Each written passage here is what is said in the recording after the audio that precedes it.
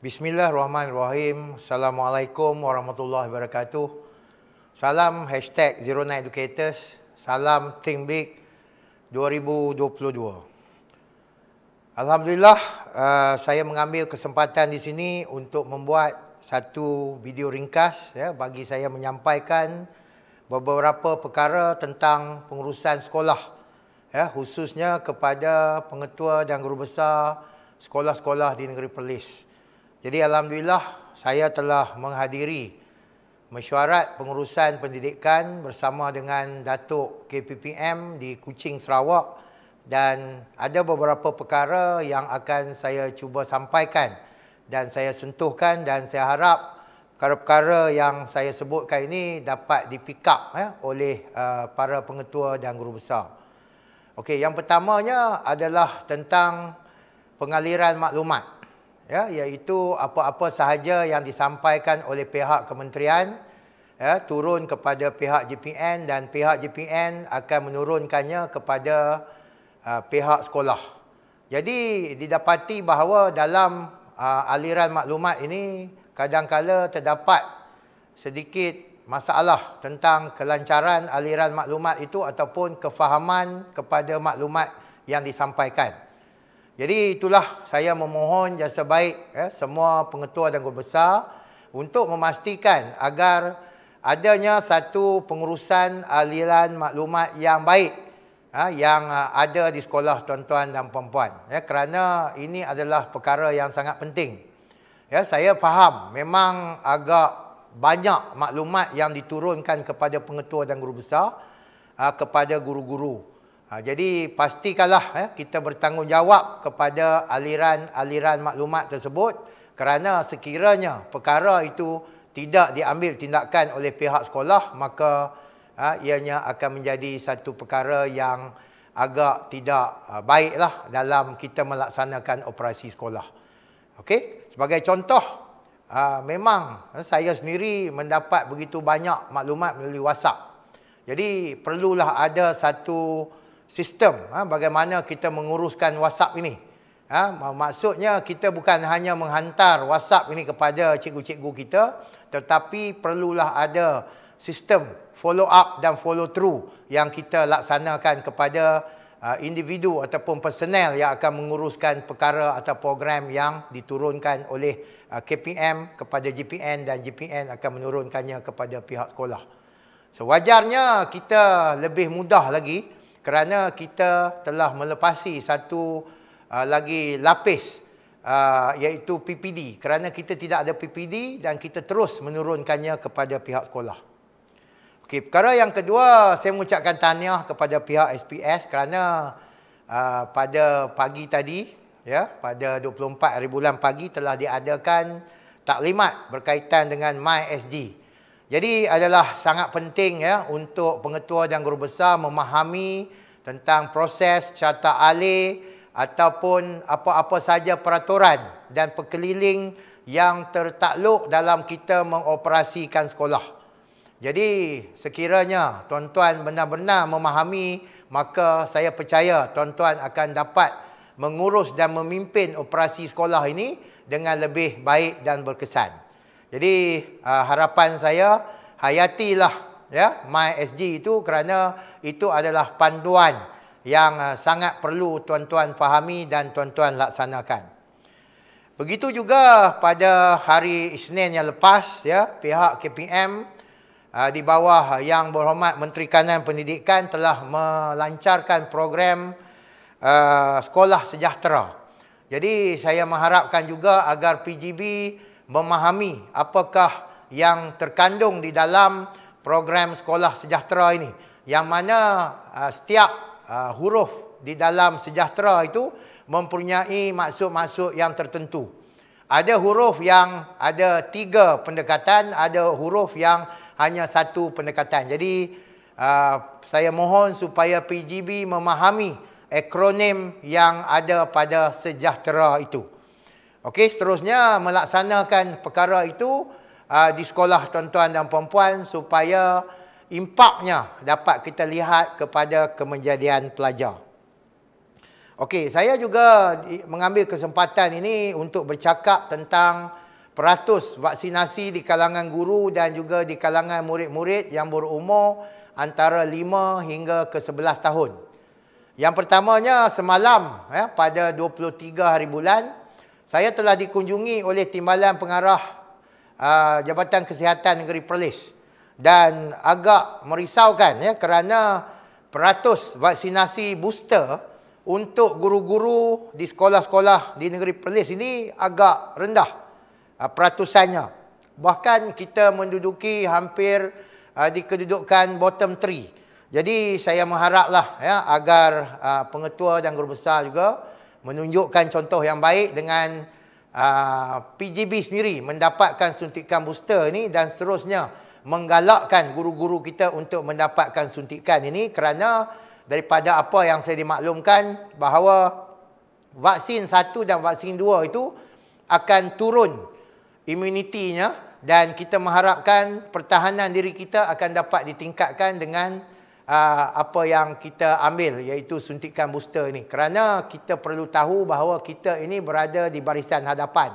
Kita sentiasa bertemu dengan anak-anak murid kita pada setiap hari. Okey, jadi insya-Allah kami di JPN akan mengeluarkan video pendek, TikTok dan juga akan diadakan satu webinar kepada guru-guru di seluruh negeri Perlis ni bagi meningkatkan peratus pengambilan vaksin booster ni di kalangan guru-guru kita.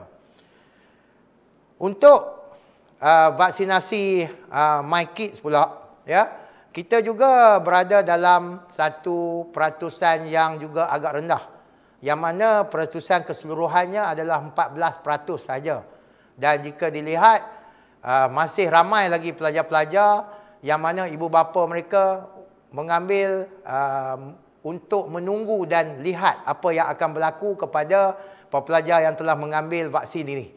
Jadi saya juga mengharapkan agar guru besar khususnya mewar-warkan perkara ini supaya anak-anak kita ini mempunyai perlindungan daripada vaksin ini. Kerana varian Omicron ini begitu cepat sekali merebak di kalangan kanak-kanak dan daripada statistik juga didapati ramai juga kanak-kanak yang telah terkesan dengan varian ini. Jadi kita mengharapkan agar dengan mendapat suntikan vaksin ini, maka anak-anak kita ini akan dapat dilindungi. Jadi saya mengharapkan kerjasamalah daripada semua. InsyaAllah kita juga akan membuat video pendek. Jadi saya harap video pendek ini akan dapat disebarkan di kalangan ibu bapa di sekolah tuan-tuan dan puan-puan. Seterusnya tentang SOP COVID. Di mana yang kita sedia maklum bahawa ramai pelajar-pelajar kita telah terkesan sama ada menjadi kontak rapat, sama ada positif ataupun sama ada yang perlu dikuarantinkan. Dan bilangan kelas di sekolah-sekolah di negeri Perlis yang terpaksa ditutup juga agak tinggi.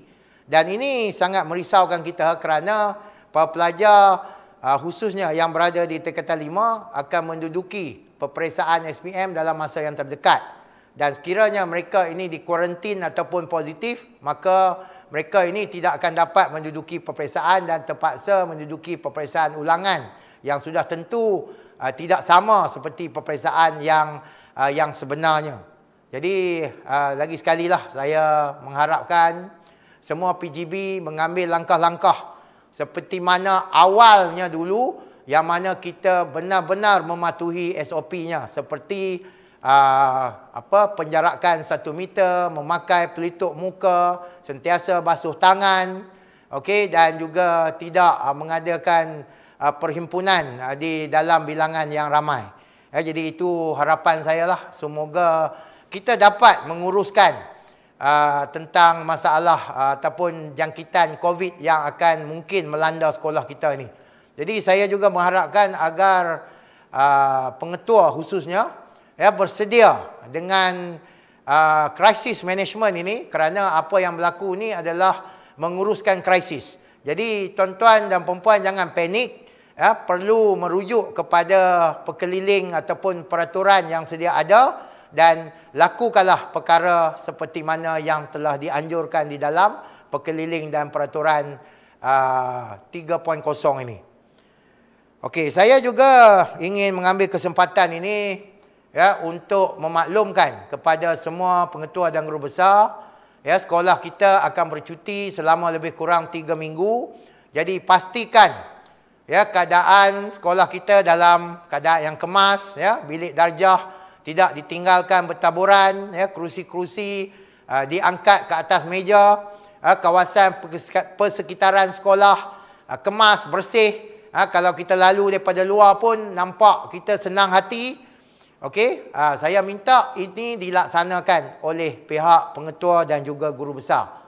Ya, kerana kekemasan ini adalah perkara yang sangat dititik beratkan oleh pihak Kementerian Pendidikan sekarang. Seterusnya, saya juga ingin memaklumkan bahawa tuan-tuan mestilah memastikan bahawa tidak berlakunya pembaziran elektrik dan air.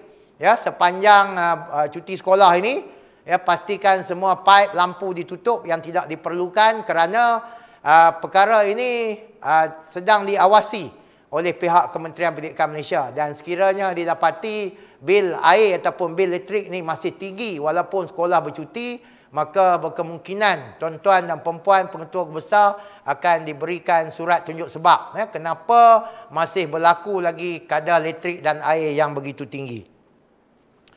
Okey, kita juga perlu peka tentang masalah keciciran di kalangan pelajar-pelajar kita.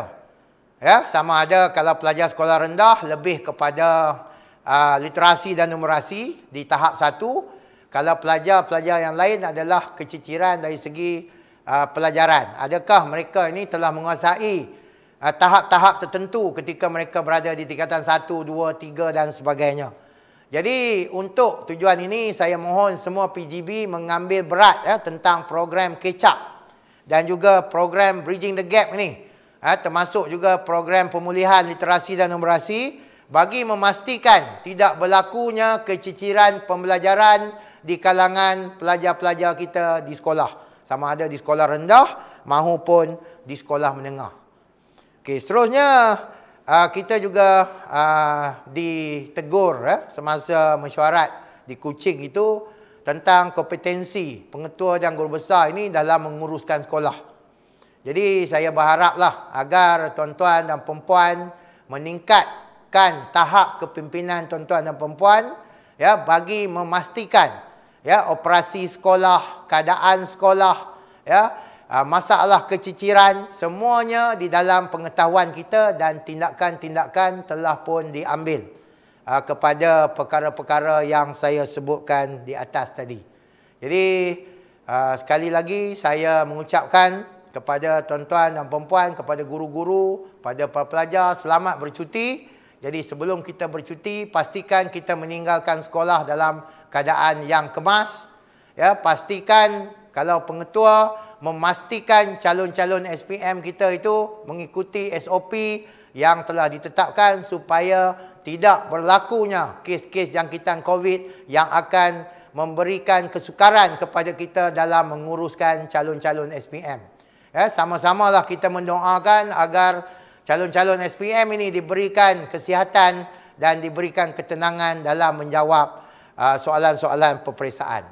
Jadi saya mengharapkan, ya, agar segala perkara yang saya sebutkan ini akan dapat di-pick up, ya, oleh pihak pengetua dan guru besar, kerana kita tidak mahu pengurusan ataupun kepimpinan operasi sekolah di negeri Perlis ini berada dalam tahap yang rendah.